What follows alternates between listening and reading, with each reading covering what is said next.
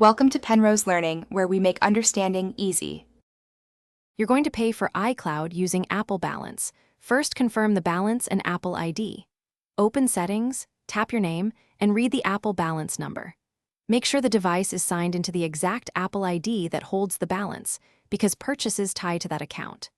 Next, verify a valid fallback payment method exists in case balance is insufficient. Once done, you're ready to move into storage settings to apply that balance toward your iCloud plan. Now choose the iCloud storage plan that fits your needs and wallet. In Settings, tap iCloud, then Manage Storage or Buy More Storage, and compare 50 GB, 200 GB, and 2 TB options with their monthly prices. Tap the plan you want and follow the purchase prompts. The system will attempt to charge your Apple balance first. If the balance covers the full monthly amount, the charge completes immediately. Make sure the confirmation shows Apple Balance as the payment source. Finish by verifying that your iCloud storage reflects the upgrade.